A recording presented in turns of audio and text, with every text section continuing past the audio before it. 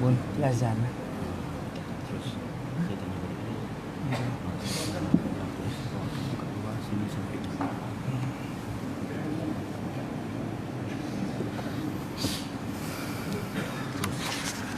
Terus. Assalamualaikum warahmatullahi wabarakatuh.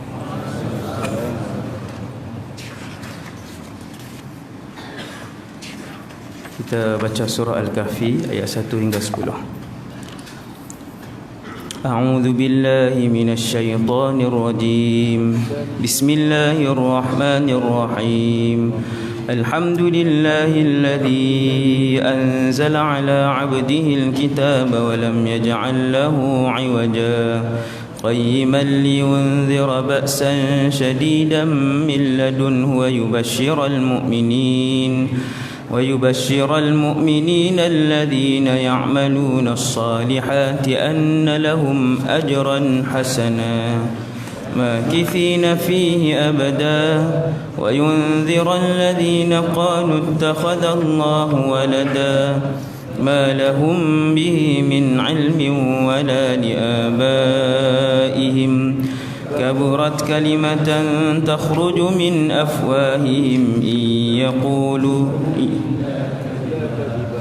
فلعلك باخع نفسك على آثارهم إن لم يؤمنوا بهذا الحديث أسفا إنا جعلنا ما على الأرض زينة لها لنبلوهم أيهم أحسن عملا وإنا لجاعلون ما عليها صعيدا جرزا أم حسبت أن أصحاب الكهف والرقيم كانوا من آياتنا عجبا إذ أوى الفتية إلى الكهف فقالوا ربنا آتنا من لدنك رحمة وهيئ لنا من أمرنا رشدا صدق الله العظيم.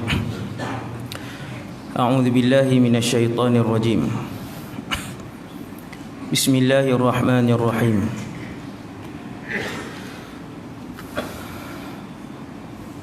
الحمد لله رب العالمين والصلاة والسلام على أشرف الأنبياء والمرسلين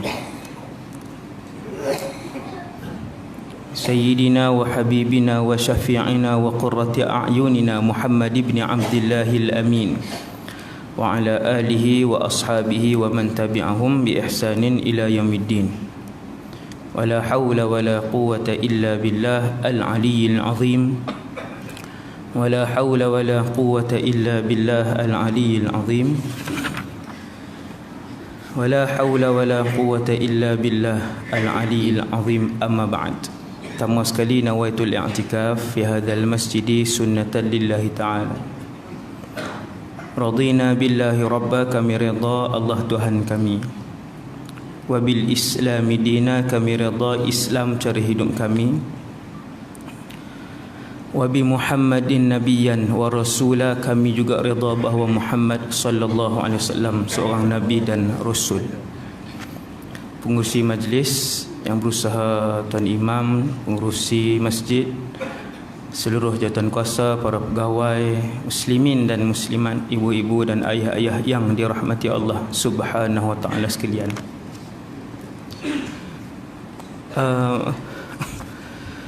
Manusia ni ialah makhluk antara yang paling akhir Allah ciptakan. Waktu Allah ciptakan manusia pertama, iaitu Nabi Adam alaihissalam, di dalam syurga.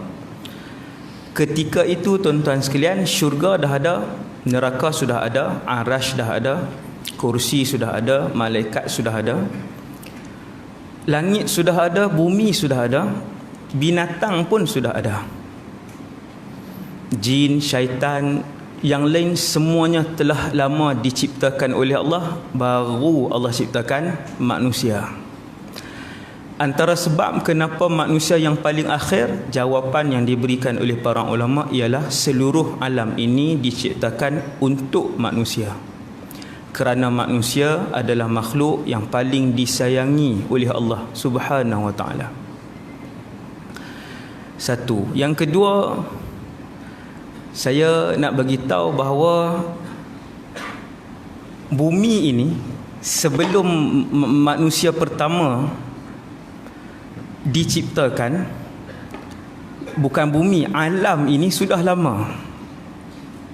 Usianya telah pun lama. Kemudian turunlah Nabi Adam ke bumi, beranak pinak, sampai kepada seorang rasul yang terakhir, namanya Muhammad ibn Abdullah sallallahu alaihi wasallam. Rasul yang terakhir ini diutuskan di Mekah. Kemudian Nabi bagi tahu kepada kita, ana akhirul anbiya, aku ini adalah rasul yang terakhir. Fala nabiyya ba'di, takkan ada nabi, tidak akan ada rasul selepas aku. Umat ini adalah umat yang terakhir, kata Rasulullah, antum akhirul umam.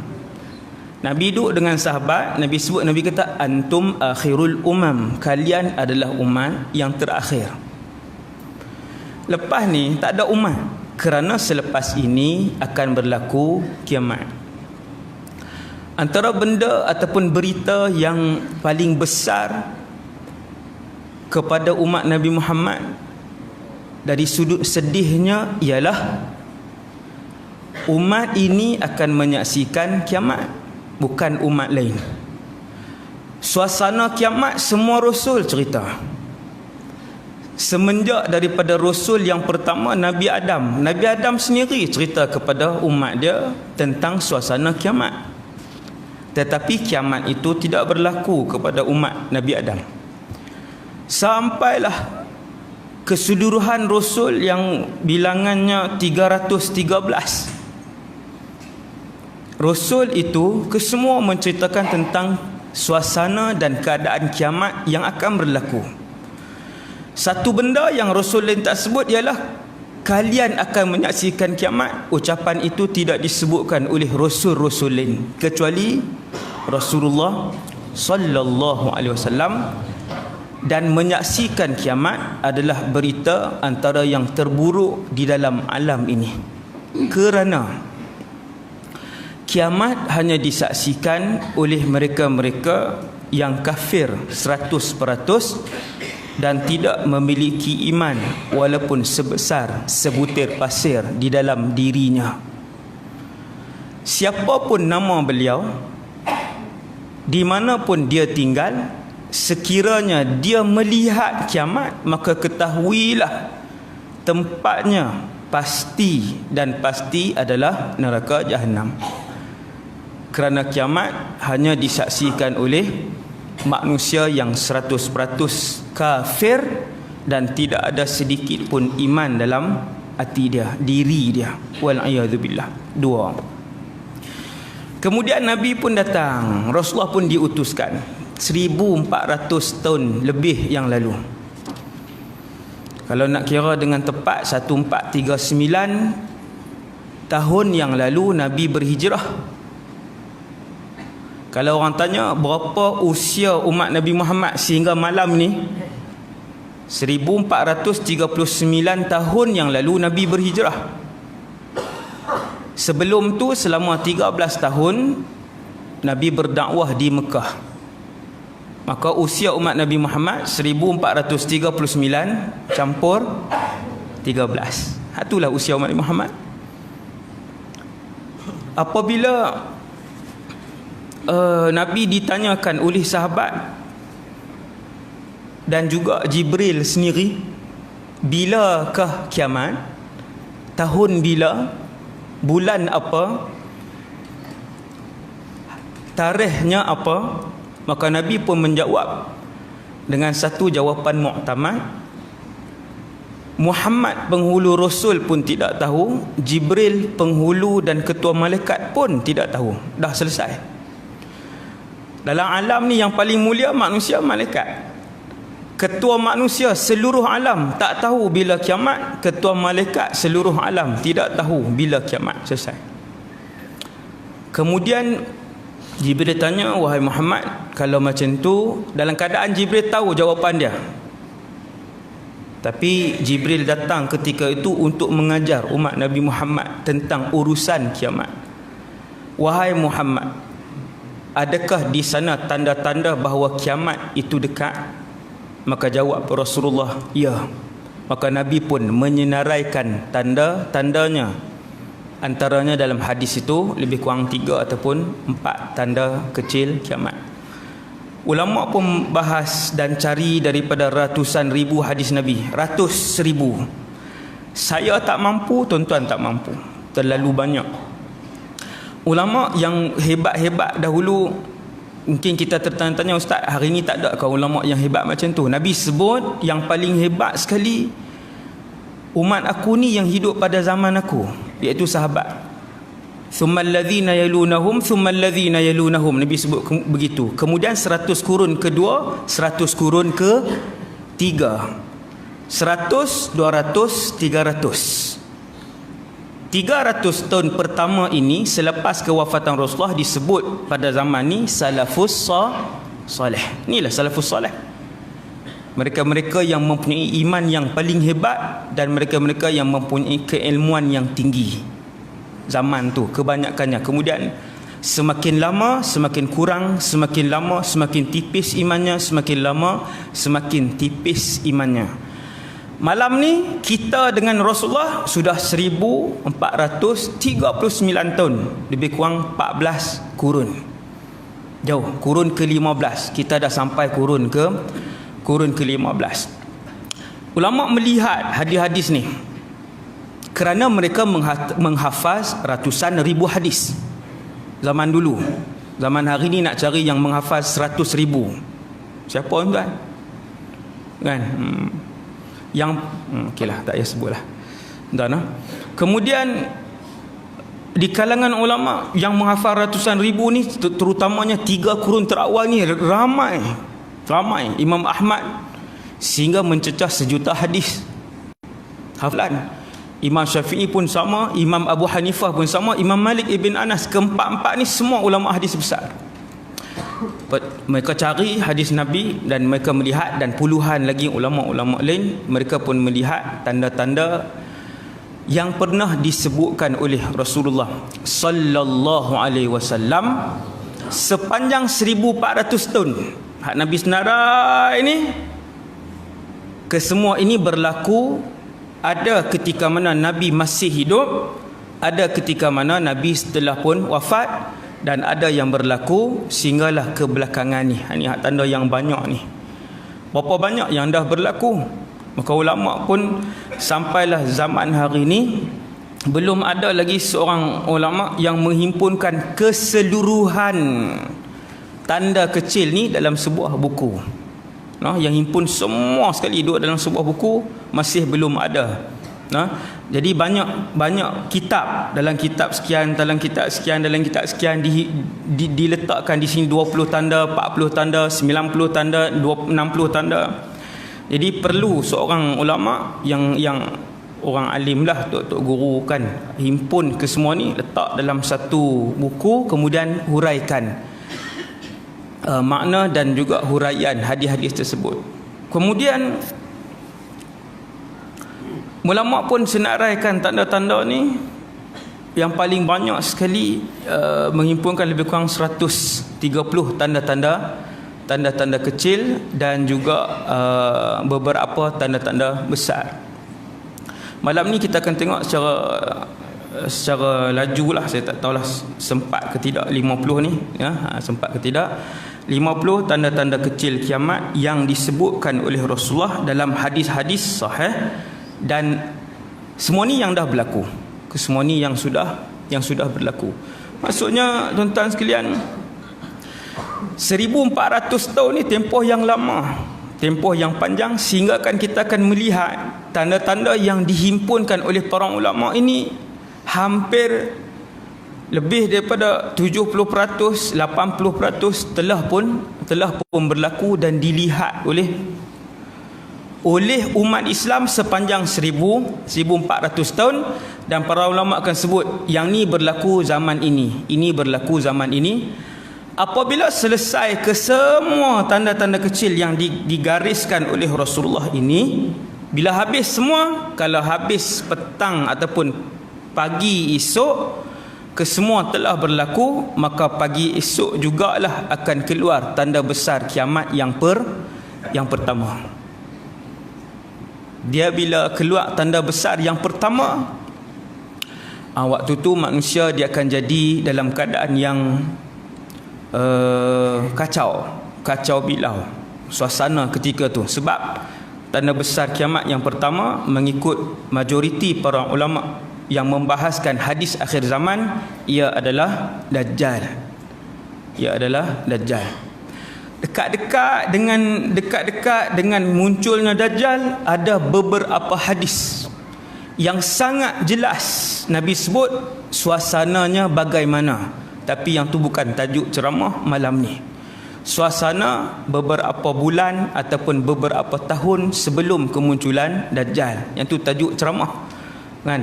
Tapi malam ni tajuk dia 50 tanda kecil kiamat yang telah berlaku.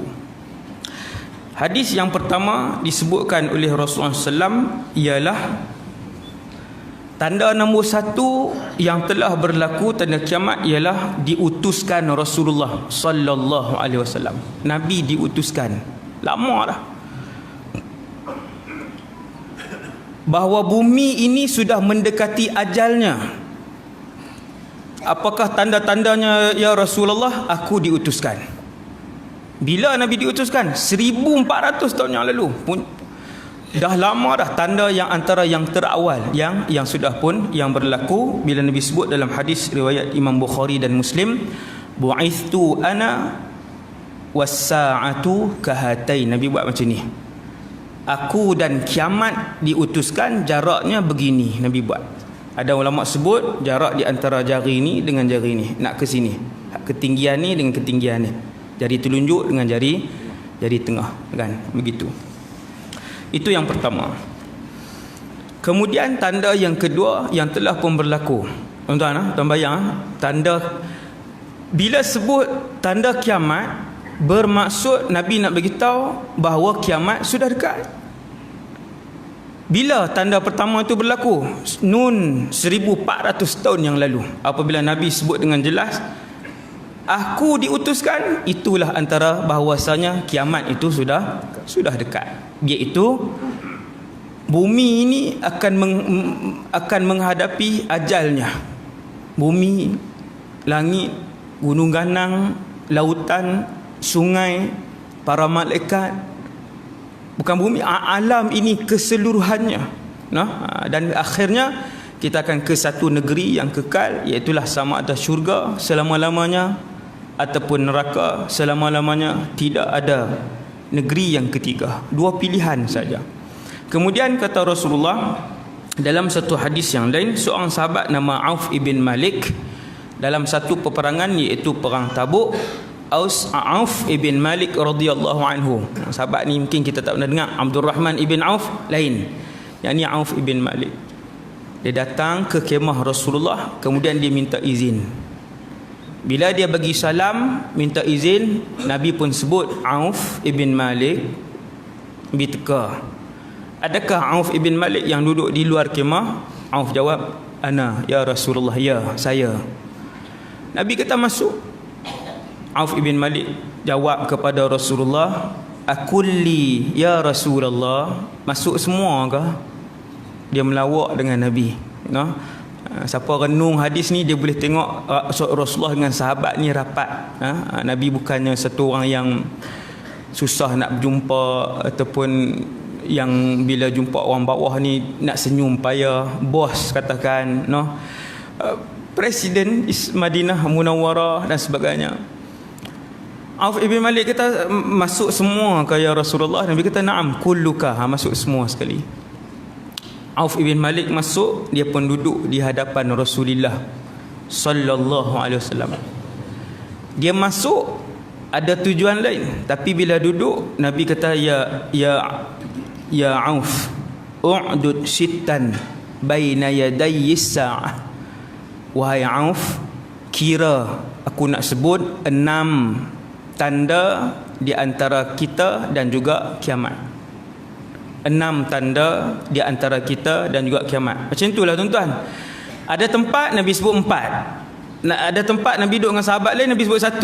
Ada tempat Nabi duduk dengan sahabat lain, Nabi sebut 6 tanda-tanda kiamat. Hadis-hadis ni lah yang duduk di banyak kitab ni. Nak kena ada seorang ambil himpun semua sekali yang hadis yang bertebaran di kalangan ratus ribu hadis ni, kumpul duduk di satu tempat. Dalam hadis ni Nabi sebut 6, cuma saya ambil 1 saja untuk jadikan yang kedua. Nabi sebut kepada Auf, wahai Auf, kira 6 tanda yang akan berlaku kemudian kiamat. Maksudnya 6 daripada yang ratusan tadilah. Kemudian Nabi pun sebut yang pertama, mauti, kematian aku. Auf ibn Malik mengalirkan air mata yang laju sampai habis, baru disebut 1. Sedih dia bila Nabi sebut kewafatanku. Kemudian baru Nabi sebut yang kedua. Tanda yang kedua ni juga dengan mudahnya semua orang tahu. Berlakulah kewafatan Rasulullah pun 1400 tahun yang lalu lebih kurang. Nak kira dengan tepat, tadi nak kira umur umat Nabi Muhammad 1439 campur dengan 13. Kalau nak kira jarak daripada malam ni, tahun ni 1439 dengan tahun kewafatan Rasulullah, iaitu pada tahun 11 Hijrah. Tahun ni 1439, Nabi wafat tahun 11. Campur ke tolak 11? Tolak 11. 1439 tolak 11 dapat 1428. 1428 tahun yang lalu Nabi wafat. Ilmu lagi, mak tuan. Cara tuan-tuan nak kira, kan? 1428 tahun yang lalu berlaku lagi satu tanda kiamat yang kecil, iaitu kewafatan Rasulullah sallallahu alaihi wasallam. 2, 3. Insyiqaqul qamar, terbelahnya bulan. Terbelah ni simbolik ke terbelah betul? Jawab para ulama, terbelah betul, tak ada khilaf. Bulan mana ustaz? Bulan yang dilukis ke bulan itu yang kita tengok di langit itu? Jawab para ulama, tak ada khilaf, bulan yang di langit itu, yang tu yang terbelah. Kisahnya ialah ketika Nabi hidup, ni tanda ni berlaku waktu Nabi masih hidup. Orang Quraisy mencabar Nabi dengan pelbagai cabaran. Antara yang mereka cabar ialah satu hari pemimpin-pemimpin Quraisy, menteri-menteri Quraisy di Mekah datang berjumpa dengan Rasulullah sallallahu alaihi wasallam. Wahai Muhammad, kalau kamu boleh belah bulan yang sedang mengambang itu, dia tunjuk bulan tu, kami beriman dengan kamu.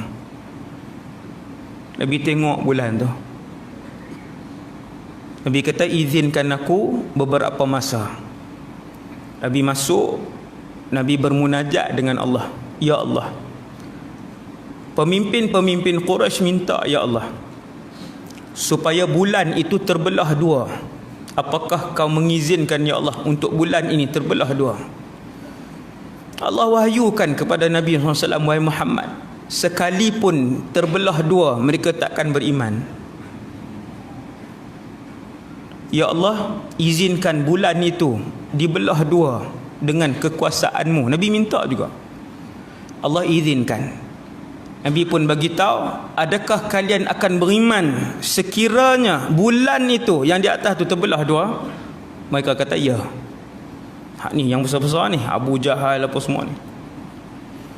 Nabi SAW pun masuk bermunajat kepada Allah.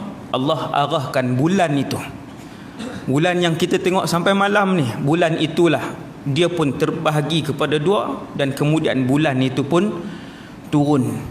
Dalam hadis yang sahih, separuh daripada bulan yang terbelah itu duduk di atas bukit Abi Qubais, dan separuh lagi berada di atas bukit Qu'ayqi'an, sehingga semua penduduk Mekah menyaksikan bulan itu. Bukan Mekah saja, penduduk Madinah pun menyaksikan keadaan itu. Bukan penduduk Mekah dan Madinah, disebutkan dalam riwayat-riwayat lain sekitar itu, bahkan kesemuanya menyaksikan bulan yang terbelah itu. Bila turun bulan tu, sampailah ke bawah, duduk di atas bukit Abi Qubais dan Qu'ayqi'an. Siapa yang pernah ke umrah ataupun akan ke umrah ingat kisah ni, tanya mutawif nanti mana satu bukit Abi Qubais. Boleh duduk dekat Kaabah tu, boleh tengok kan, daripada situ boleh nampak mana satu bukit Qu'ayqi'an. Di atas dua bukit itulah pernah berlaku terbelahnya bulan, mukjizat kepada Nabi sallallahu alaihi wasallam. Setelah keseluruhan penduduk Mekah dan sekitar, orang-orang yang sekitar tanah semenanjung tanah Arab menyaksikan bulan itu terbelah dua, kerana doa dan munajat Nabi yang ketika itu muncul di kota Mekah. Akhirnya Abu Jahal kata, saharana Muhammad telah menyihir kita.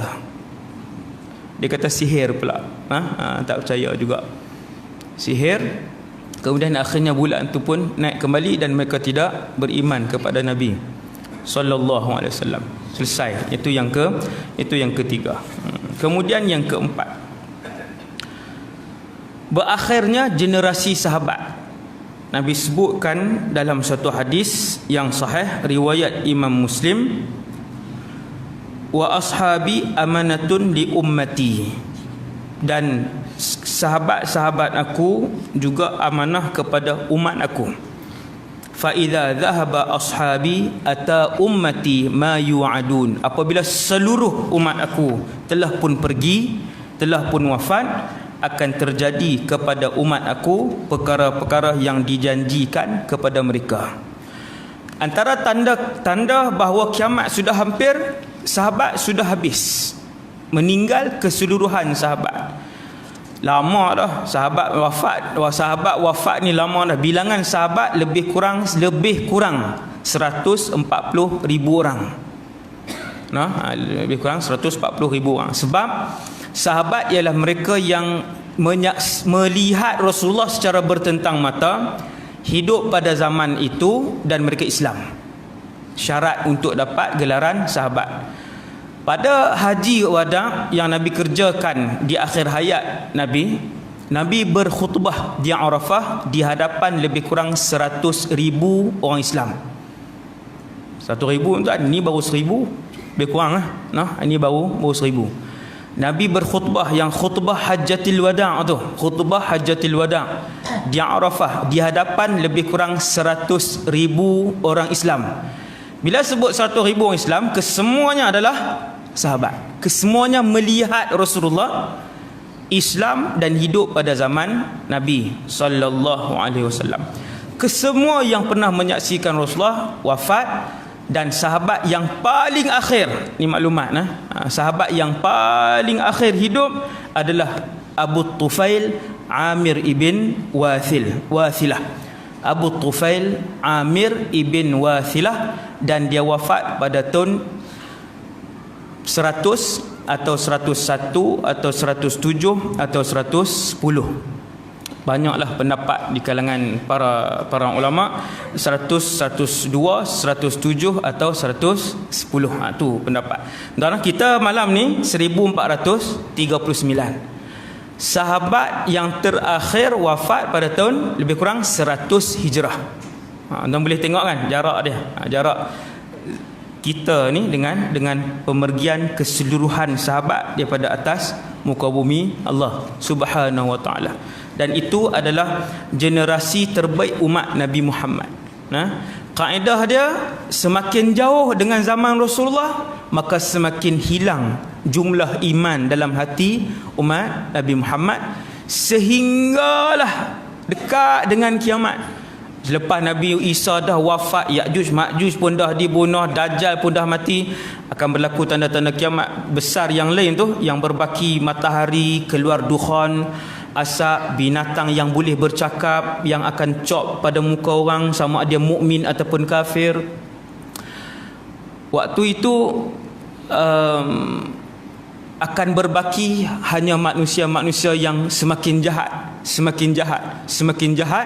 yang berzina di tengah-tengah jalan raya sampai tak tahu malu dah, dan sehinggakan orang ketika itu menyebutkan Allah, Allah, dan apabila anak cucu mereka bertanya apakah itu Allah, dia akan jawab, si ayah, si atuk tu akan jawab, kami pun tak tahu, kami pun hanya mendengar atuk dan nenek moyang kami menyebutkan perkataan itu.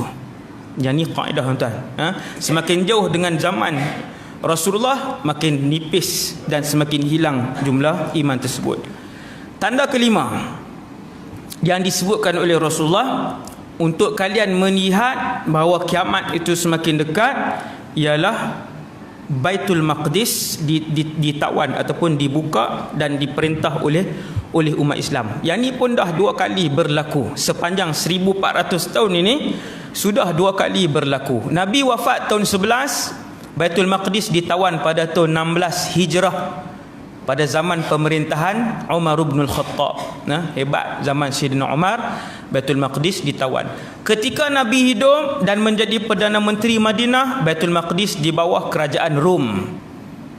Orang Kristian, orang Kristian di bawah kerajaan Rom. Nabi kita 1 hari Baitul Maqdis itu akan ditawan oleh umat Islam. Sayyidina Umar gerakkan bala tentera dan akhirnya menawan Baitul Maqdis. Umar menawan Baitul Maqdis. Yang tu satu lagi tajuk ceramah yang panjang, tuan-tuan. Perbahasan dia sangat menarik, bagaimana berlaku penawanan Baitul Maqdis.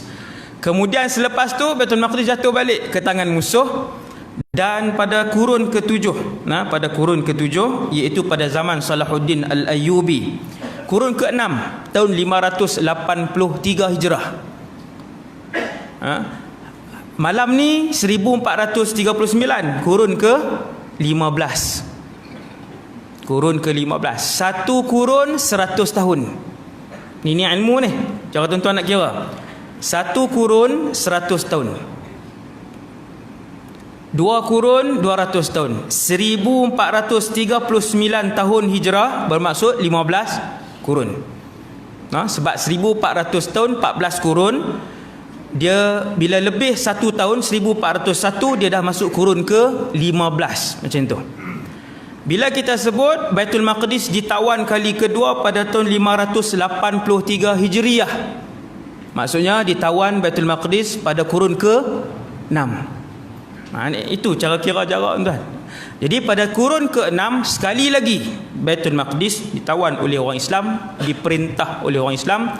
Itu ialah kali terakhir Baitul Maqdis ditawan oleh orang Islam, dan berbaki lagi sekali Baitul Maqdis akan ditawan. Bila Nabi sebut Baitul Maqdis akan berada di bawah pimpinan dan pemerintahan orang Islam, itu adalah tanda kiamat. Kata para ulama, tanda itu telah pun berlaku. Kalau kata para ulama, memang berlaku, dah 2 kali dah berlaku. Nabi kita, bila kamu lihat Baitul Maqdis di bawah pemerintahan Islam, ketahuilah itu antara dekatnya tanda, dan itu antara tanda dekatnya kiamat, dan benda itu telah pun berlaku. Dan tanda yang terakhir, bukan tanda yang terakhir, seronok tuan-tuan habis awal. Saya lagi seronok kan. Kali ke terakhir orang Islam akan tawan Baitul Maqdis ialah pada zaman pemerintahan Sayyidina Isa bin Ibn Maryam, kan, ataupun pada zaman Imam Mahdi. Itu kali yang ketiga dan belum berlaku. Bukan bermaksud tanda kiamat yang kelima ini masih belum berlaku, bukan maksud begitu. Tanda kiamat kelima yang kita sedang bahaskan malam ni, walaupun bukan ikut turutan, dia telah berlaku dan akan berlaku lagi. Tanda kiamat ni ada yang telah berlaku dan akan berlaku. Tuan-tuan, ada sifat tanda kiamat kecil ni telah berlaku 1000 tahun yang lalu dan akan berlaku lagi, belum habis. Dia berlaku lagi. Saya sebut antara yang berulang-ulang berlaku, antaranya pembukaan Baitul Maqdis. Kemudian tanda yang ke-6 ialah kematian. Nabi sebut dalam satu hadis, Nabi kata, mautanun ya'khudhu fikum kaqu'asil ghanam. Kalian akan melihat satu kematian yang berbentuk penyakit, sehingga ramai yang akan mati ketika itu. Maka waktu tu pada tahun 18 Hijrah, juga pada pemerintahan Sayyiduna Umar bin Al-Khattab, berlaku satu jenis penyakit berjangkit. Bermula di satu tempat yang bernama Amwas, iaitu penyakit tu nama dia Ta'un Amwas. Amwas ni nama kampung di Palestin. Penyakit ni berjangkit, kena mati. Kan, Ta'un Amwas. Saya pun tak tahu spesifik dia, perubatan moden sebut apa, saya pun duk cari tengok kan apa nama moden dia. Tetapi penyakit ni dia berjangkit dan mati. Dia mati. Zaman tu dah ada ubat. Tuan jangan ingat zaman tu sebab tak ada hospital Serdang kot Ustaz. Hospital besar Kuala Lumpur. Tuan-tuan sekian, antara yang terawal yang menerokai dan mempelopori perubatan ni, antaranya yang hidup pada zaman dahulu lah, Ibnu Sina dan sebagainya. Ramai yang menjumpai vaksin, yang jumpa bakteria yang memperkenalkan bedah zaman dulu, bukan zaman ni kan, bukan zaman ni, sejak dahulu lagi. Jadi penyakit ini dia berjangkit dan mati, sehingga kan ramai yang kena. Disebutkan di akhir tahun itu seramai 25,000 yang mati. Tuan-tuan, 25,000 sekali dalam beberapa bulan tu.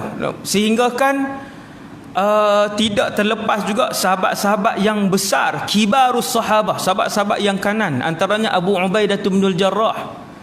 Semua orang kenal kan. Dia juga antara yang wafat disebabkan penyakit ni yang disebutkan oleh Rasulullah ni.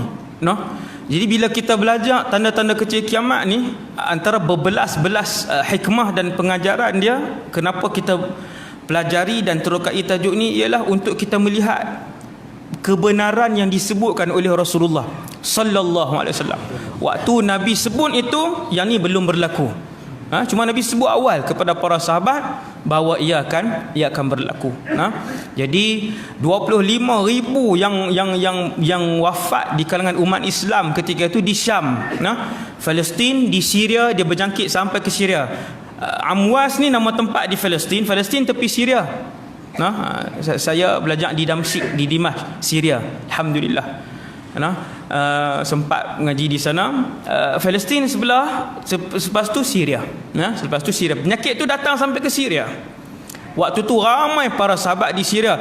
Abu Ubaidah bin Jarrah, Syurahbil ibn Hasanah, Miqdad ibn Azwar, Muaz ibn Jabal, Fadl ibn Abbas. Ini sahabat yang kanan-kanan ni. Ramai lagi sahabat-sahabat yang wafat dan mati syahid disebabkan Ta'un Amwas ni.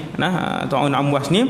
Dan akhirnya Sayyidina Umar bin Al-Khattab tulis surat kepada Amr ibn Al-As radhiyallahu anhu, sahabat juga, bawa umat Islam ni naik ke bukit-bukit, ke tempat tinggi, sebab penyakit ni dia tak naik ke tempat tinggi.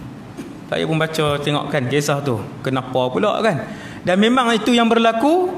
Amr ibn Al-As dia bawa penduduk-penduduk di tempat penyakit ni merebak naik ke tempat tinggi, dan akhirnya berakhir penyakit tersebut. Sayyidina Umar ni satu orang di kalangan umat Nabi Muhammad yang paling banyak mendapat ilham daripada Allah secara direct. Bukan wahyu, tapi ilham. Entah boleh ceramah 2 jam, ilham yang diperolehi oleh Sayyidina Umar sepanjang hidup dia. Dia nampak orang turun bukit daripada jauh, dia nampak orang, dia tengok je daripada jauh. Dia beritahu kat orang sebelah, dia kata, laki ni aku rasa dia kebumikan ayah dia yang meninggal di sana, tadi baru dia turun. Subhanallah. Sampai macam tu dia punya ilham dia tu. Turun laki-laki ni, orang pun tanya, kamu daripada mana? Aku kebumikan ayahku tadi. Ilham Sayyidina Umar. Dia pernah berkhutbah, Sayyidina Umar bin Khattab ni, dia pernah berkhutbah. Waktu khutbah tu dia sebut, ya sariyatul jabal al-jabal. Tengah-tengah khutbah tu dia selit satu ayat tak masuk, bukan ayat khutbah. Dia panggil nama orang, wahai Sariyah, naik bukit. Kemudian dia sambung khutbah dia. Habis khutbah dia pun turun. Orang bertanya, wahai Amirul Mukminin, tadi waktu duk khutbah elok-elok sebut satu ayat, lepas tu sambung balik khutbah. Sayyidina Umar kata, aku melihat pasukan yang kita hantar untuk berperang sedang dikepung, dan aku melihat daripada atas mimbar, dan aku melihat sekiranya mereka melarikan diri ke atas bukit, mereka akan selamat. maka ketika itulah aku menyebutkan perkataan tu. Balik pasukan tu, waktu tengah berperang, mereka berkata, kami mendengar suara Umar menyebut, wahai Sariyah, naik bukit, naik bukit. Kesemua hadis sahih. Sayyidina Umar ni umat Nabi Muhammad yang paling banyak mendapat ilham Allah Azza wa Jalla. Jadi banyak lagi lah tuan, sebab tu saya sebut 2 jam kalau kisah ilham dia saja, yang kesemuanya hadis sahih. Hebat Sayyidina Umar ni. Sebab tu bila dia tulis surat kepada Amr bin Al-As, dia kata bawa semua naik ke atas bukit. Penyakit taun tu takkan naik ke bukit kan. Kita pun tak tahu macam mana dia punya proses dia tu, tapi dibawa naik ke bukit dan penyakit tu pun selesai kan. Habis, selesai penyakit tu, taun amwas. Dan penyakit itulah yang pernah disebutkan oleh Rasulullah dalam satu hadis yang akan berlaku kepada umat Islam. Kemudian yang ketujuh, baik, tak apa, kita berhenti azan. Bismillah.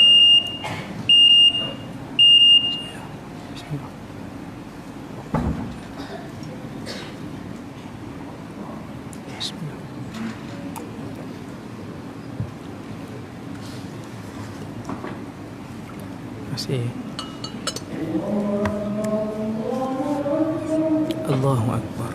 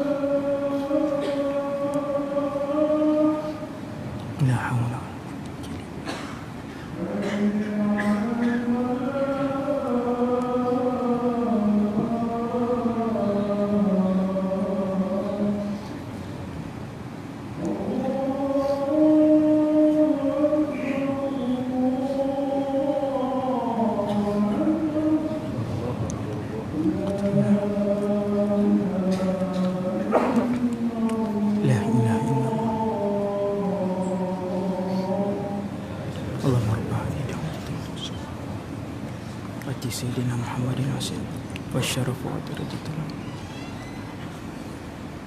innaka la tukhlifu.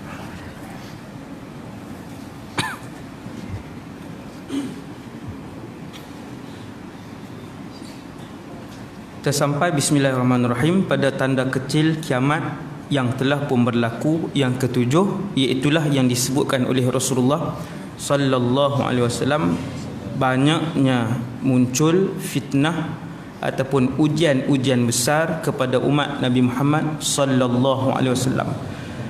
Disebut dan dihuraikan oleh para ulama, fitnah-fitnah yang banyak yang dikelilingi oleh umat Nabi Muhammad pada zaman ini, seperti sudah biasanya orang meninggalkan solat, sudah biasa umat Nabi Muhammad itu mengambil riba, sudah biasa umat Nabi Muhammad itu tidak menutup aurat, sudah biasa umat Nabi Muhammad itu untuk mendapati arak di mana-mana, sudah biasa umat Nabi Muhammad itu untuk mendapati tempat berjudi di mana-mana. Tuan, inilah fitnah. Kesemua ni dosa-dosa besar.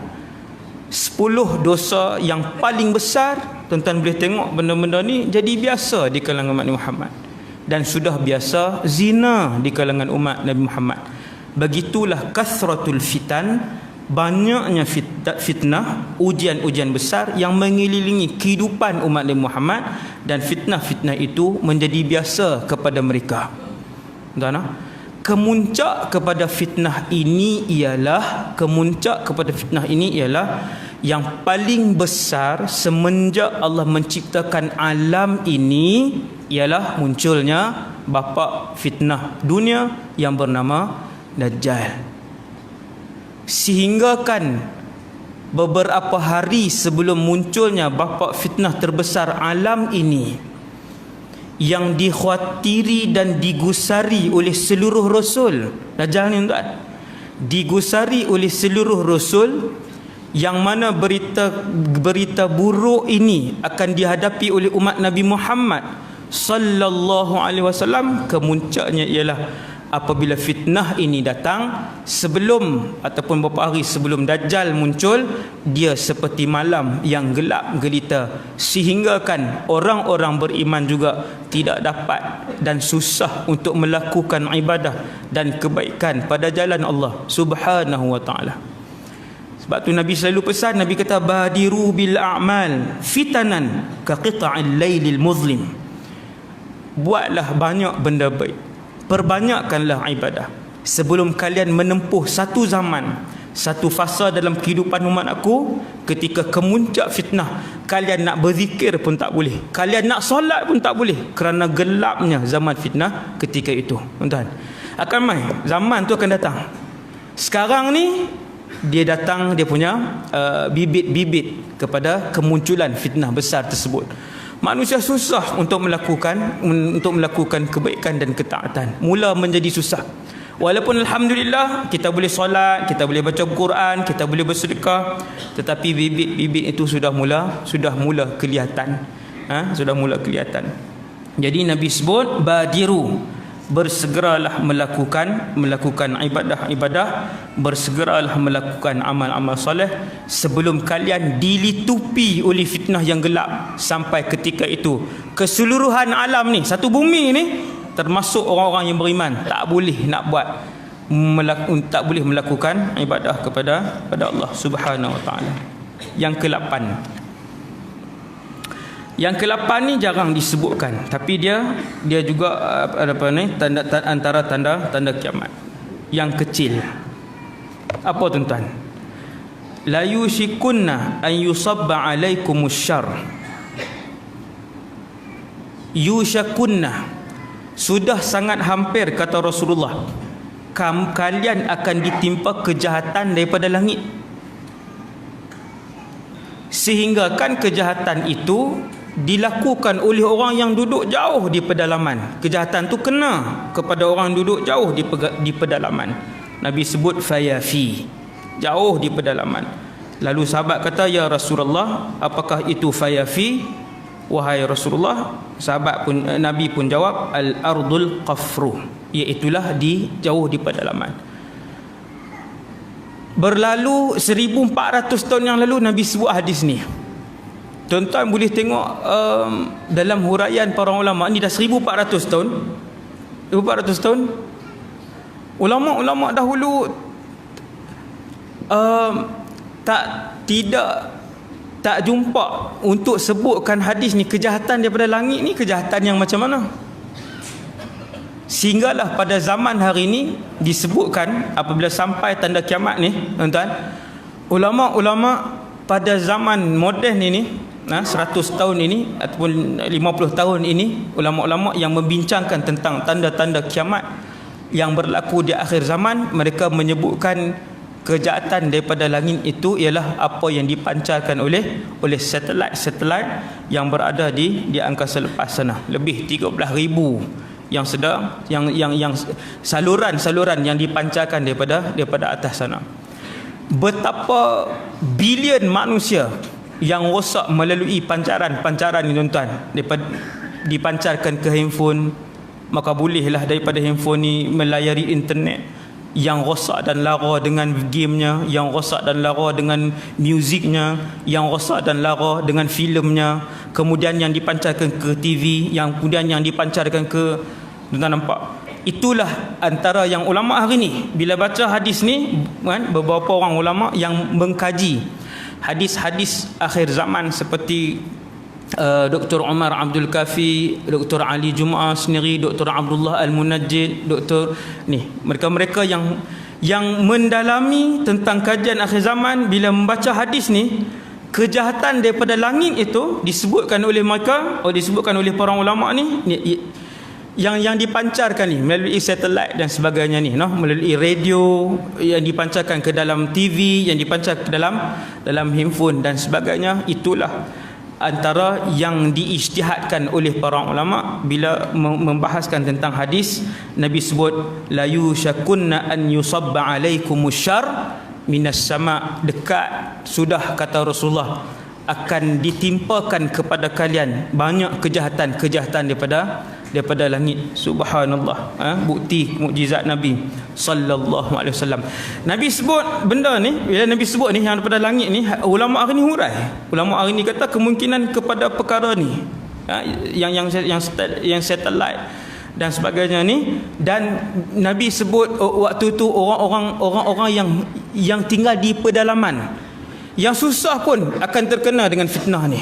Tuan-tuan tengok hari ni orang kampung pasang tak benda ni tuan? Astro apa semua ni lah kan, semua tu daripada pancaran satelit tu lah tuan. Tuan-tuan ingat dia pancar daripada mana kan? Pancaran satelit tu lah. Sehingga kan orang kampung pun semua di kampung-kampung sebagainya pasang benda ni. Sehingga kan waktu saya belajar dulu, saya beberapa kali pergi ke padang pasir tuan.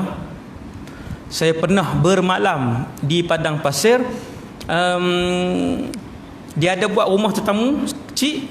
Kemudian bila sampai waktu malam, dah habis kita makan apa semua orang rumah tu keluar sebab rumah tu kecil.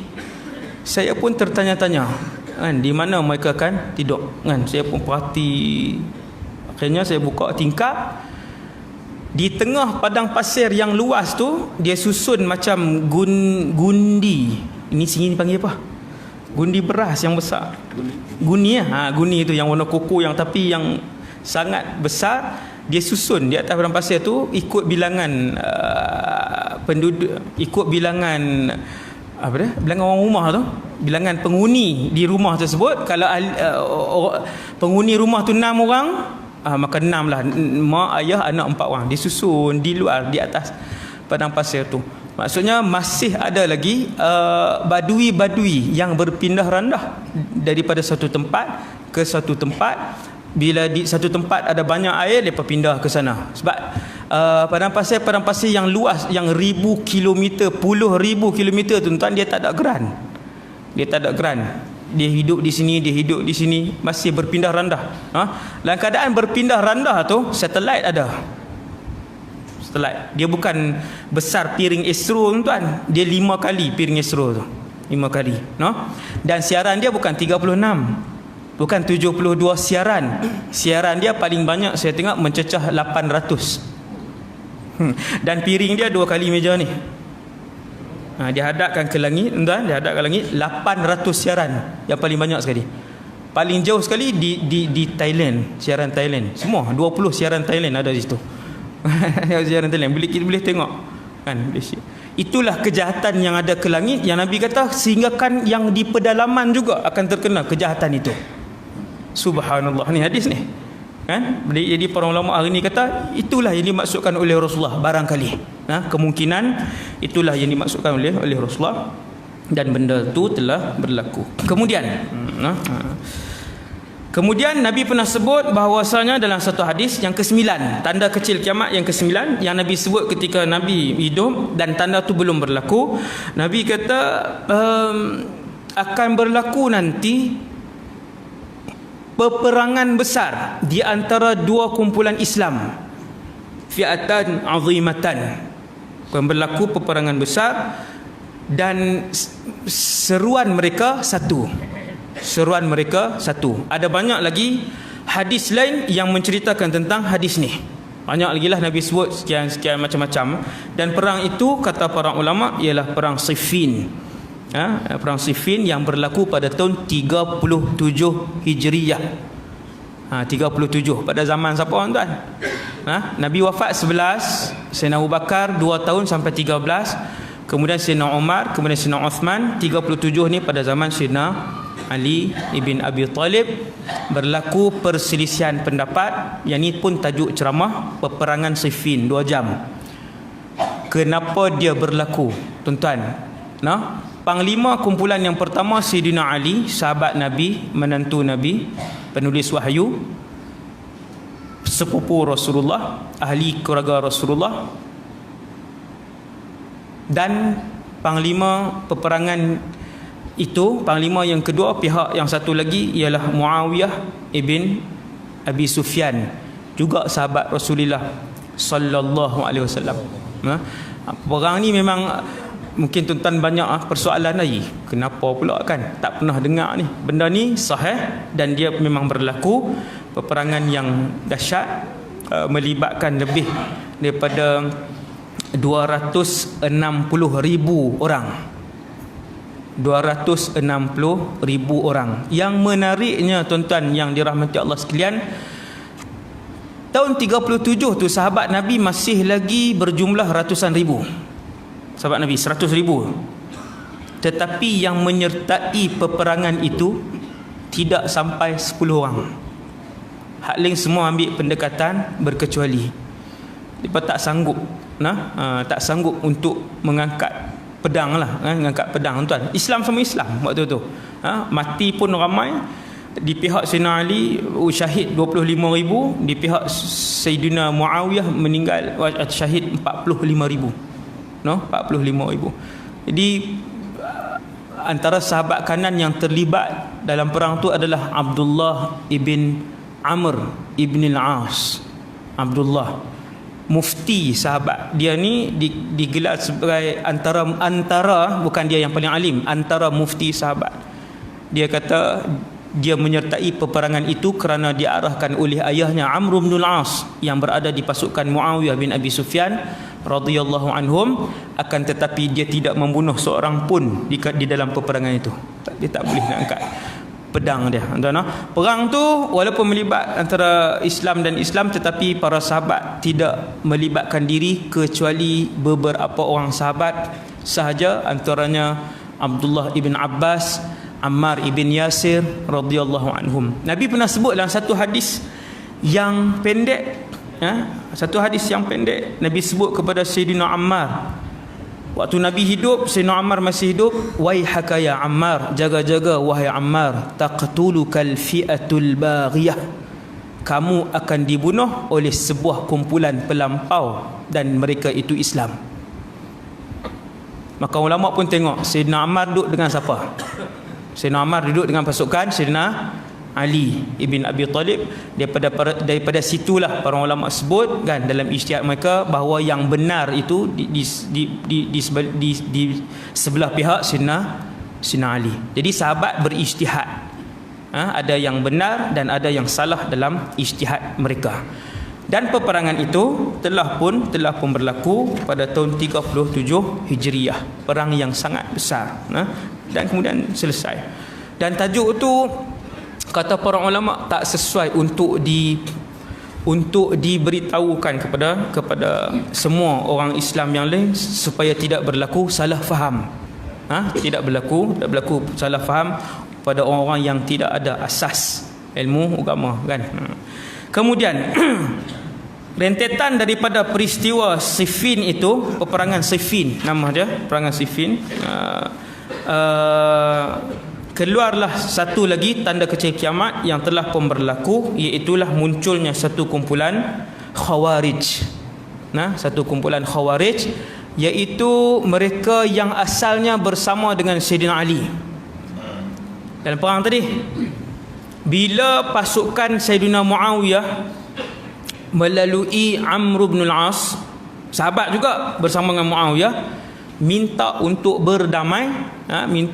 berdamai, maka Sayyidina Muawiyah pun menghantar seorang wakil untuk berurusan, Sayyidina Ali juga menghantar seorang wakil. Maka kumpulan ni yang tak ada ilmu ni tapi kuat ibadah, tak ada ilmu, kurang ilmu, salah faham banyak dengan Quran dan hadis, tak faham lah, maksudnya kurang kefahaman, menyokong Sayyidina Ali, mereka kuat beribadah, akhirnya mereka salah tafsir. Mereka kata Sayyidina Ali membelakangkan Quran, dia tidak menggunakan Al-Quran untuk berhukum dan dia menghantar wakil untuk berbincang dengan pasukan Muawiyah. Maka kumpulan yang tak ada ilmu ini, Nabi sebut kumpulan ni akan berlaku, akan keluar kumpulan ini. Sufahaul ahlam, ahdathul asnan, muda, kumpulan yang muda, banyak ibadah Nabi sebut, tetapi banyak tidak faham tentang isi kandungan Quran dan hadis. Akhirnya mereka pun protes, keluar daripada pasukan Ali bin Abi Talib. Maka mereka dinamakan oleh para ulama Khawarij, daripada perkataan kharaja ataupun khuruj, keluar. Itulah cara ringkas daripada kisah dia, memang panjang lah tuan-tuan. Kisah dia panjang. Kemudian yang ke-11, sekejap ya tuan-tuan, lagi 15 minit insya-Allah. Lagi beberapa minit kita berhenti. Yang ke-11, tanda kecil yang disebutkan oleh Rasulullah ialah, kata Rasulullah dalam satu hadis, tidak akan berlaku kiamat sehinggalah keluar 30 kadzaban akhiruhum al-a'warul kadzab. 30 dajjal kecil berakhir dengan ketua kepada semua dajjal, iaitulah yang bermata satu. Dajjal itulah mata dia dua juga tapi buta sebelah, dia tak nampak. Dia melihat dengan mata kan, dengan sebelah mata sahaja dia melihat. Nabi kata yang seperti dia ini, yang penipu besar ini, ada lebih kurang 30. 30 antara yang pernah keluar, yang klaim bahawa diri dia adalah nabi palsu, seramai 30 orang ni. Antaranya selepas kewafatan Rasulullah keluar Musailamatul Kadzab. Bahkan tuan-tuan sekalian, yang ni tak masyhur. Waktu Nabi hidup ada keluar satu orang nama dia Al-Aswadul Ansi di Yaman. Di Yaman dalam masa 3 bulan hampir keseluruhan Yaman ikut dia, nabi palsu. Nabi palsu di Yaman. Waktu tu Nabi masih hidup. Akhirnya Nabi pun hantar surat, hantar wakil untuk memerangi nabi palsu ni. Akhirnya dia mati, dibunuh. Dia dibunuh, Al-Aswadul Ansi ni. Asalnya dia Islam, kemudian dia murtad dan dia mengaku kata dia nabi. Murtad jadi nabi kan, Al-Aswadul Ansi. Itu satu, yang 30 yang Nabi sebut tu. Yang kedua yang juga masyhur, yang pengikut ratus ribu ni, puluh ribu mencecah ratus ribu ni, ialah Musailamatul Kadzab. Ini selepas Nabi wafat. Dia dekat semenanjung tanah Arab juga, Bani Hanifah. Lepas Nabi wafat dia mengaku dia nabi. Dan betapa ramainya yang menyokong dia, sehingga kan bila dia bentuk angkatan tentera, 40,000 tentera dia. Waktu tu yang jadi khalifah Abu Bakar bin Abi Quhafah.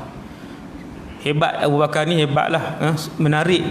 Kalau ceramah tentang kehebatan pemerintahan Abu Bakar, sangat menarik. Ketika itu Abu Bakar terpaksa buat satu keputusan yang sahabat lain tak nampak. Apa tuan-tuan?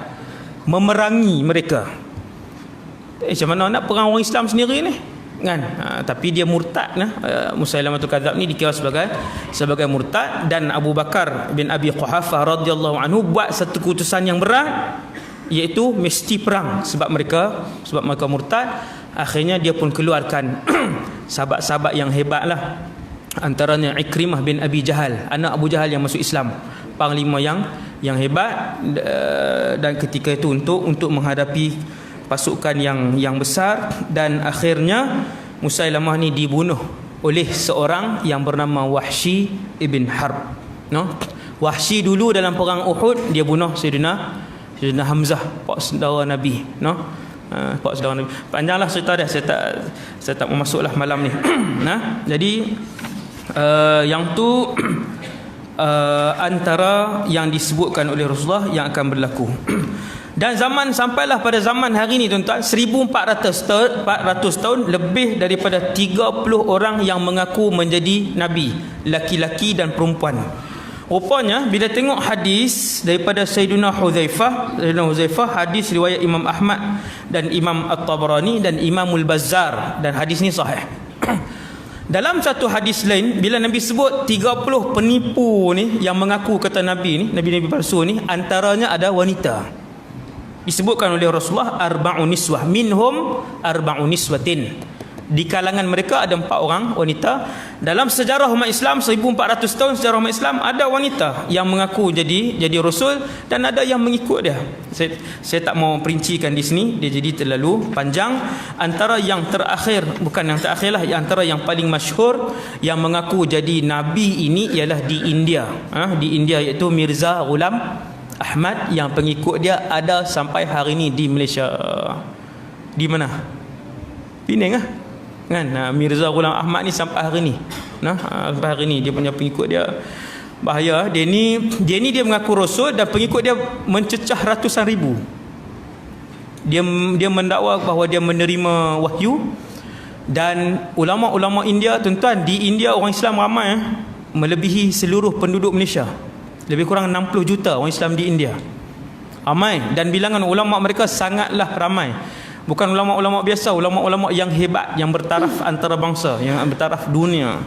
Ulama-ulama India yang mengarang kitab-kitab Arab setebal-tebal ni seperti ulama Arab di India sampai hari ni, sampai 2018. India ni negara yang ada ulama dan orang Islam yang begitu ramai. Jadi ulama-ulama bangkit ketika itu lawan dengan dia, terutamanya Syekh Thanaullah. Nama ulama tu Syekh Thanaullah yang paling keras berlawan dengan ni. Dan Mirza Ghulam ni dia kata dia mencabar Syekh Thanaullah ni, kalau siapa yang menipu, dia pula dengan penuh keyakinan kata dia tu Nabi kan. Dia cabar Syekh Thanaullah ni, kalau aku ni betul, maka kamu akan mati dulu. Ataupun dia sebut siapa yang menipu, dia akan mati dahulu dengan kematian yang tak elok.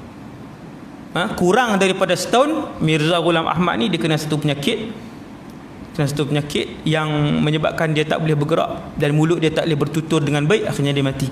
Dia mati. Itu nabi-nabi palsu yang disebutkan oleh Rasulullah, seramai 30 orang. Kata para ulama, bilangan 30 tu dah lebih dah.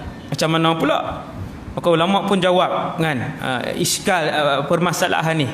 Nabi sebut 30, ini dah lebih. Jawab para ulama, yang besar, yang ada pengikut, yang ada negeri, yang ada pengaruh yang besar, yang tu akan ada 30 orang. Kemudian yang ke-12, kata Rasulullah, kalian akan melihat sebelum berlaku kiamat, orang Islam akan menjalani satu fasa di mana satu orang perempuan dia boleh bermusafir dengan jarak yang sangat jauh. Nabi sebut daripada Mekah menuju ke Hairah, 1000 kilometer dia boleh bermusafir seorang diri. Hari ni orang perempuan boleh tak musafir, tuan? Mampu tak musafir sejauh itu? Mampu. Sampai 9 jam perjalanan dengan kapal terbang, 10 jam, 12 jam, 17 jam, 21 jam pun orang perempuan hari ni boleh bermusafir dan sampai. Nabi sebut ni, nak bayang, kata dulu orang perempuan tak nak musafir di padang pasir takkan boleh. Jarak yang Nabi sebut tu, Makkah ke Hairah di Iraq tu, takkan pernah berlaku zaman itu. Satu orang perempuan nak bermusafir seorang.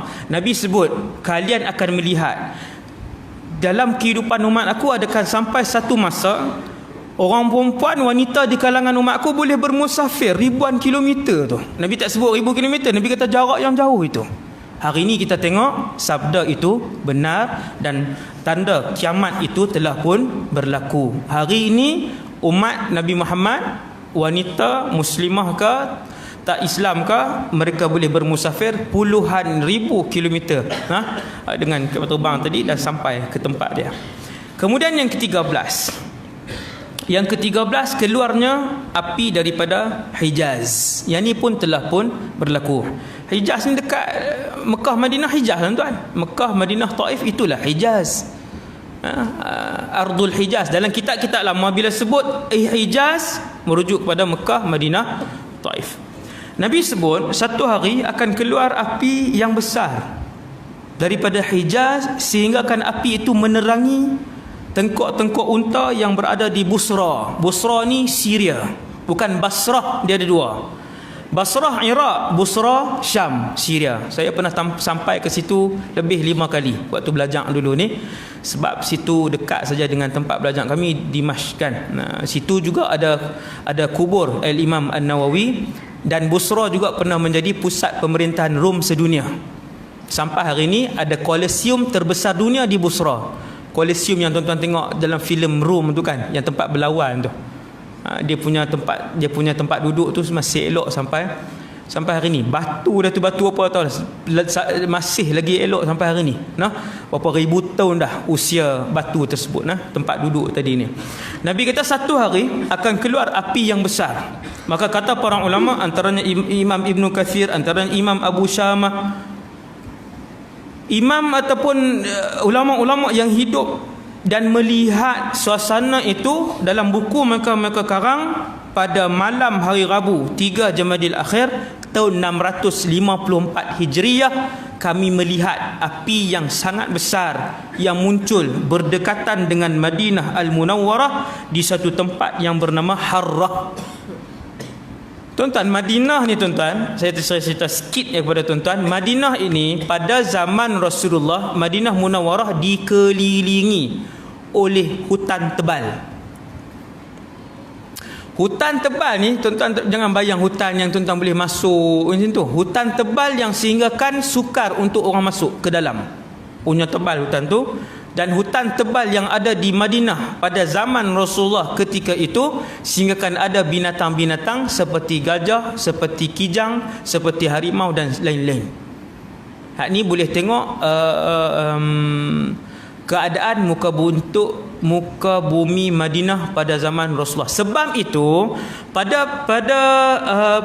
peperangan Khandaq yang Nabi korek parit gergasi tu, siapa yang pergi umrah Masjid 7. Masjid 7 tu 6 adalah kem orang Islam. Kem orang Islam 1, 2, 3, 4, 5, 6 kena tanya mutawif. Mutawif kena tahu maklumat tu, baru dia boleh cerita. Ada 6 kem umat Islam dalam perang Khandaq. Yang ke-7 itu barulah masjid yang dibina oleh kerajaan hari ni. Maka dinamakan kawasan tu Masjid 7. Masjid 7 tu merujuk kepada 6 bekas tapak, 6 bekas kem ketika peperangan Khandaq. Nabi dikepung oleh 3 tentera bersekutu, Bani Ghatafan, Yahudi dan juga Quraisy Mekah. Kena kepung 10,000 kepung Madinah. Nabi buat parit gergasi. Parit gergasi tu kalau jatuh tak boleh naik dah. Ketika tu Nabi dan para sahabat 3,000 orang, maka korek parit tu dengan peralatan tradisional. Dengan peralatan, bukan peralatan, tak ada peho apa dia sini panggil apa tau, peho. Hak cari makan tu, orang Kedah panggil cari makan. Dia macam tu kan. Peho tu. Dalam dia tuan-tuan lebih kurang 10 hasta, lebarnya 10 hasta, panjang parit gergasi tu lebih kurang 2 kilometer. Nah, kalau tuan-tuan pergi dengan mutawif yang berpengalaman, dia boleh tunjuk tempat tu. Dia boleh tunjuk mana ke mana apa semua kan. Mutawif kena belajar lah benda tu. Kan, baru dia boleh cerita tempat tu kan. Kenapa Nabi hanya mengarahkan sahabat untuk korek parit gergasi tu 2 kilometer saja, sedangkan Madinah boleh masuk semua arah? Jawapan dia ialah kerana selain daripada arah utara, parit tu arah utara Madinah, selain daripada arah utara, kesemuanya ialah sama ada hutan ataupun gunung yang tinggi, yang ketiga ataupun tanah yang berapi. Dia panggil burkan, lava tu. Lava yang gunung berapi tu lah. Lava yang gunung berapi tu dia panggil burkan.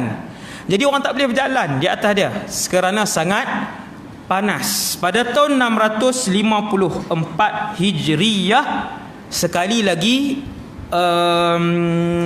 bukit Al-Malsa tu dia memuntahkan lava dia dan menghasilkan api yang hidup. Api tu marak ke atas selama beberapa bulan. Api yang marak berdekatan Madinah itulah yang menjulang ke atas, yang sangat tinggi di kawasan Harrah tadi. Api itulah yang pernah disebutkan oleh Rasulullah, narun min ardil Hijaz, kalian akan melihat antara tanda kiamat, api besar ini akan keluar daripada Hijaz, dan kata para ulama tanda itu telah pun berlaku. Kemudian yang ke-14, kalau yang ke-50 sampai ke-12 lah tuan-tuan. Ni baru 14. Macam mana takat tu je tuan-tuan. Jadilah yang ke-14 Nabi sebutkan bahawa antara tanda kiamat, dekatnya dengan kiamat, kalian akan melihat bahawa umat Islam ini akan diperangi oleh kabilah Turk. Turk ni bukan Turki. Turk ini Nabi pun sebut sifat kabilah ini ialah sirarul a'yun, mata sepek. Selamat dah orang Melayu. Mata sepek dalam alam ni China, Jepun, Taiwan kan, Korea, mata sepek. Humurul wujuh, muka mereka kemerah-merahan. Zalfal unuf, hidung mereka pendek. Dia kena kita juga sifat kita. Ka'anna wujuhahumul mijanul mutarraqah, seakan-akan wajah mereka itu seperti perisai, iaitu bulat. Iaitu bulat. Semua sifat ini disebutkan oleh para ulama merujuk kepada orang-orang Mongol Tatar yang menyerang orang Islam pada tahun 656 Hijriah, sehingga menyebabkan sebuah sungai di Iraq ketika itu keseluruhannya bertukar menjadi warna hitam, disebabkan betapa banyaknya buku-buku yang dikarang oleh sarjana-sarjana Islam ketika itu yang dilemparkan ke dalam sungai tersebut. Tu zaman kegemilangan Islam tuan-tuan. Tak ada ilmu kecuali dikarang oleh orang Islam, ulama Islam, termasuk ilmu muzik sekalipun. Tu hak not hak bulat-bulat tuan-tuan, yang tu ulama Islam yang reka tu, bukan orang-orang kafir. Semua fizik, kimia, bio, math, geografi, astronomi, kesemuanya dipelopori oleh ulama-ulama Islam. Datang pasukan ni, mereka serang orang Islam habis-habisan. Dan kata para ulama, sifat-sifat yang Nabi sebut, mata sepek dan hidung penyek apa tadi kan, dan wajah mereka bulat, itu merujuk kepada peperangan Mongol Tatar. Tapi alhamdulillah sampai hari ini ada puluhan juta orang Islam di kalangan mereka masuk Islam. Dia mai serang orang Islam, dia tawan kampung-kampung apa semua ni, dia bunuh begitu banyak buku sahaja sehingga menghitamkan sungai ketika tu. Lama-lama yang kahang, tuan bayang betapa banyak buku yang hilang ketika tu. Akhirnya bila dia duduk dengan orang Islam, dia pula masuk Islam. Ini hebat orang Islam zaman tu. Dia duduk di kampung, dia duduk, ulama dakwah mereka, orang Islam dakwah mereka masuk Islam dan balik ke Mongol dengan membawa Islam. Subhanallah. Ulama dulu. Saya pernah duduk di asrama lah, di waktu belajar di Syria dulu. Dalam asrama kami itu saya rasa lebih daripada 60 warga negara. Sangatlah banyak. Alhamdulillah, pengalaman yang sangat menarik, daripada Eropah, Perancis, Jerman, seluruh Eropah, kemudian daripada seluruh Afrika, Juzur Qamar lah, macam-macam berbelas-belas negara. Dan antaranya daripada Mongol ni, memang muka dia tu macam jam kan. Dia putih, dia jadi merah, putih dia merah, kemudian muka dia bulat. Memang muka dia kebulat-bulatan kan. Mata sepek tu biasa kan. Saya pun tengok, kita pun baca hadis, tengok kan, yang ni yang disebutkan oleh Rasulullah yang berlaku satu ketika dulu. Jadi saya rasa sekadar tu dulu insya-Allah. Untuk malam ni, moga kita mendapat iktibar daripada apa yang saya sampaikan. Sangat menambahkan iman kita bila tanda-tanda ni disebutkan oleh Rasulullah dan kita tengok satu persatu tanda-tanda sebut berlaku. Selain daripada untuk menambahkan iman kita tentang kepada Rasulullah SAW dan kepada Allah, dia juga membuatkan kita begitu yakin dengan agama yang disebarkan dan disampaikan oleh Nabi SAW. yang baik daripada Allah, yang lemah daripada diri saya sendiri. Sekadar tu dulu insya-Allah. Kita nak bina masjid di Akademi Al-Habibul Mustafa. Malam ni tabung yang tuan-tuan tengok tu untuk masjid akademi. Dan masjid tu juga insya-Allah untuk buat semayang Jumaat. Jadi masjid yang ada niat i'tikaf kan, bagainya untuk solat Jumaat qaryah situ, insya-Allah saya akan usahakan. Dan sekarang dah naik tiang piling lama dah, ground bawah, kemudian sekarang sudah naik tiang dan masih memerlukan. Itu yang pertama. Yang kedua, yang pertama untuk kutipan untuk masjid lah. Yang kedua, kita nak bangunkan juga beberapa bangunan lain di akademi. Itu kompleks yang lengkap. Jadi tuan-tuan sekalian, saya mencari pewakaf bulanan, bukan selama-lamanya, tetapi sehingga 12 bulan. Sebulan sekali wakaf masuk dalam akaun sekolah kan? Sebulan masuk dalam akaun sekolah, sebulan sekali masuk dalam akaun sekolah. Siapa yang berminat untuk menjadi pasukan pewakaf Akademi Al-Habibul Mustafa, boleh tulis nama di luar sana. Tulis nama, jumpa saudara Zarifi dan tulis nombor telefon. Kita masukkan dalam grup WhatsApp nama tu, pewakaf-pewakaf tu, dan dalam tu akan kita masukkan gambar tentang progres pembangunan, kemudian nombor akaun untuk masukkan duit bulanan ikut kemampuan tuan-tuan. Ikut kemampuan tuan-tuan. Siapa yang belum ada komitmen dengan mana-mana tempat, ayuh bersama dengan kami. InsyaAllah tahun depan selesai. Tahun depan insyaAllah selesai pembangunan tersebut. Jadi boleh bagi nama dan nombor di belakang lah untuk bersama dengan kami insyaAllah. Subhanakallahumma bihamdik, asyhadu an la ilaha illa anta, astaghfiruka wa atubu ilaik. Bismillahirrahmanirrahim. Wal 'asr. Bismillahirrahmanirrahim. Alhamdulillahirabbil alamin, wassalatu wassalamu ala asyrafil anbiya'i wal mursalin wa ala alihi washabihi ajma'in. Allahumma 'allimna ma yanfa'una. Ya Allah, ajarkanlah ilmu yang bermanfaat kepada kami. Wanfa'na bima 'allamtana. Ya Allah, manfaatkanlah ilmu yang telah Kau curahkan kepada kami pada malam ni.